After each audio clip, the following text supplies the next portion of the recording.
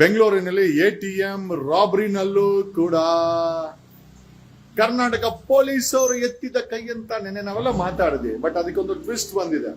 Twist ಏನಪ್ಪಾ, robbery ಕೇಸಿಗೆ ಒಂದು ದೊಡ್ಡ ಟ್ವಿಸ್ಟ್ ಬಂದಿದೆ.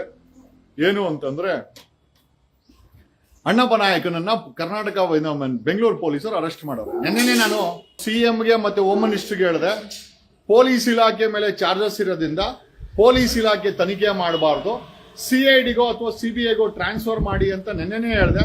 ಆದರೂ ಕೂಡ ಈ ಕರ್ನಾಟಕದ ಕಾಂಗ್ರೆಸ್ ಸರ್ಕಾರ ಹೇಳಿದ ಮಾತು ಕೇಳಲ್ಲ. Yesterday I appeal the government. ಇದು ಪೊಲೀಸ್ ಡಿಪಾರ್ಟ್ಮೆಂಟ್ ಇನ್ವಾಲ್ವ್ಮೆಂಟ್ ಆಗಿರುವಂತ ಡಕಾಯಿತಿ ಆದ್ರಿಂದ ಪೊಲೀಸ್ ಇಲಾಖೆ ಇದನ್ನ ತನಿಖೆ ಮಾಡಕ್ ಬರಲ್ಲ. ಇದರ್ you have to hand over it to CBI or CID ನಲ್ಲಿ ಯಾರಾದ್ರೂ ಒಂದು ಒಳ್ಳೆ IPS ಆಫೀಸರ್ SIT ಸೆಟಪ್ ಮಾಡಿ ಇದನ್ನ ತನಿಖೆ ಮಾಡ್ಬೇಕಂತ. ಈಗ ಈ ಕೇಸ್ಗೆ ಒಂದು ಟ್ವಿಸ್ಟ್ ಬಂದಿದೆ. ಟ್ವಿಸ್ಟ್ ಏನಪ್ಪಾ ಅಂತಂದ್ರೆ, ಅಣ್ಣಪ್ಪ ನಾಯಕನನ್ನ ಅರೆಸ್ಟ್ ಮಾಡಿದ್ದಾರೆ.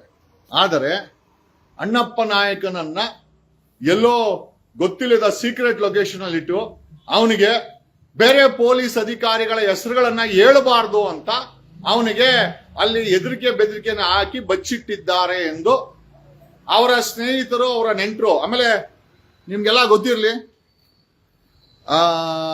ಈ ಅಣ್ಣಪ್ಪ ನಾಯಕ ಈಸ್ ಫ್ರಮ್ ಹಾವೇರಿ ಜಿಲ್ಲೆಯ ಪೊಲೀಸ್ ಕಾನ್ಸ್ಟೇಬಲ್. ಯಾರು ಈ ಮಾಸ್ಟರ್ ಮೈಂಡು ಅಂತ ಮಾಧ್ಯಮ ಪ್ರೊಜೆಕ್ಟ್ ಮಾಡ್ತಾ ಇದ್ರೆ, ಅವನು ಮಾಸ್ಟರ್ ಮೈಂಡ್ ಅಲ್ಲ. ಅವನ ಹಿಂದ್ಗಡೆ ಇನ್ನಷ್ಟು ಅಧಿಕಾರಿಗಳಿದ್ದಾರೆ, ಅವರು ಮಾಸ್ಟರ್ ಮೈಂಡು. ಇದು ಅಣ್ಣಪ್ಪ ನಾಯಕ ಪೊಲೀಸ್ ಇಲಾಖೆಯಿಂದ ಬಲಿಕ ಬಕ್ರ. ಯಾಕೆ ಅಂತಂದ್ರೆ, ಮಾಸ್ಟರ್ ಮೈಂಡ್ ಹಿಂದ್ಗಡೆ ಒಂದಷ್ಟು ಅಧಿಕಾರಿಗಳಿದ್ದಾರೆ. ಅವ್ರುಗಳೆಲ್ಲ ಬಚಾವಾಗಿ, ಅಂದ್ರೆ ಅವರು ಕೂಡ ಕ್ರೈಮ್ ಅಲ್ಲಿ ಇದ್ದಾರೆ, ಇವನು ಕ್ರೈಮ್ ಅಲ್ಲಿ ಇದ್ದ, ಯಾರೋ ಅಣ್ಣಪ್ಪ ನಾಯಕ. ಬಟ್ ಇವನನ್ನ ಮುಂದೆ ಬಿಟ್ಟು ಅವ್ರುಗಳೆಲ್ಲ ಬಚಾವಾಗಕ್ಕೆ ಒಂದು ಸೀಕ್ರೆಟ್ ಲೊಕೇಶನ್ ಅಲ್ಲಿ ಇಟ್ಟು, ಅಣ್ಣಪ್ಪ ನಾಯಕನನ್ನ ಸೀಕ್ರೆಟ್ ಲೊಕೇಶನ್ ಅಲ್ಲಿ ಇಟ್ಟು ಬೇರೆ ಪೊಲೀಸ್ ಅಧಿಕಾರಿಗಳು ಬೇರೆ ಹೆಸರುಗಳನ್ನ ಹೇಳಬಾರ್ದು ಅಂತ ಇವ್ರುಗಳು ಅವನಿಗೆ ತಾಕೀತು ಮಾಡ್ತಾ ಇದಾರಂತೆ. ಆಮೇಲೆ ಎಷ್ಟು ಭಯಾನಕ ಇದೆ ಸ್ಟೋರಿ ಅಂತಂದ್ರೆ, ನೀವು ಕೇಳ್ಬಿಟ್ರೆ ವಾಂತಿ ಆಗತ್ತೆ. ಇವ್ರುಗಳ ಸ್ಕೆಚ್ ಏನಿತ್ತು ಅಂತಂದ್ರೆ, ಈ ಡಕಾಯಿತಿನ ಪ್ಲಾನ್ ಮಾಡಿದ್ದು ಪೊಲೀಸ್ ಇಲಾಖೆಯಲ್ಲಿರುವಂತ ಅಣ್ಣಪ್ಪ ನಾಯಕ ಮತ್ತೆ ಇನ್ನೊಂದಷ್ಟು ಅಧಿಕಾರಿಗಳು. ಇವ್ರದ್ದು ಪ್ಲಾನ್ ಏನು ಅಂತಂದ್ರೆ, ಕಳ್ತನ ಮಾಡಿಸೋದು, ಡಕಾಯಿತಿ ಮಾಡಿಸೋದು, ಇದೇ ಪೊಲೀಸರು ಆ ದುಡ್ಡನ್ನೆಲ್ಲ ಈಸ್ಕೊಳೋದು. ಆಮೇಲೆ ಈ ಕಳ್ತನ ಮಾಡೋರು ಹುಡುಗರವ್ರಲ್ಲ, ಅವರನ್ನ ಹುಡ್ಕೋ ತರ ಪ್ಲಾನ್ ಮಾಡೋದು. ಆಮೇಲೆ ಅವ್ರು ಸಿಕ್ಕರೆ ಗುಂಡಾಕಿ ಸಾಯಿಸ್ಬಿಡೋದು. ರಾಬರಿ ಮಾಡಿದಕ್ಕೆ ಕರ್ನಾಟಕ ಪೊಲೀಸರು ಗುಂಡಾಕಿದ್ದು ಅವರು ಸೆಲ್ಫ್ ಡಿಫೆನ್ಸ್ ಅಲ್ಲ. ಅದ ಪ್ಲಾನ್ ಏನಂತಂದ್ರೆ, ಇದು ಫುಲ್ ಪ್ಲಾನ್ ವರ್ಕೌಟ್ ಆಗಿಲ್ಲ.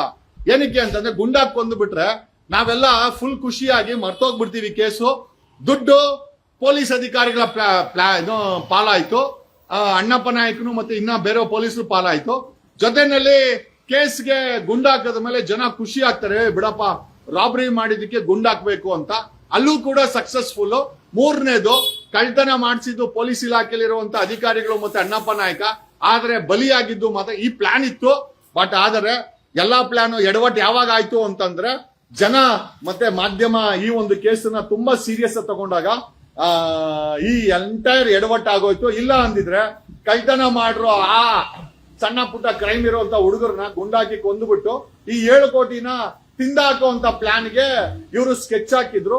ಅಣ್ಣಪ್ಪ ನಾಯಕ ಈ ಕ್ರೈಮ್ ಅನ್ನ ಯಾಕೆ ಮಾಡ್ದ ಅನ್ನೋದ್ರ ಬಗ್ಗೆ ಒಂದಷ್ಟು ಮಾಹಿತಿಯನ್ನ ನಿಮಗೆ ಕೊಡ್ತೀವಿ. ಏನಕ್ಕೆ ಅಂತಂದ್ರೆ, ಅಣ್ಣಪ್ಪ ನಾಯಕ ಅನ್ನೋ 4 ವರ್ಷಗಳ ಹಿಂದೆ ಪೊಲೀಸ್ ಕಾನ್ಸ್ಟೇಬಲ್ ಆಗಿ ಆಯ್ಕೆ ಆಗ್ತಾನೆ.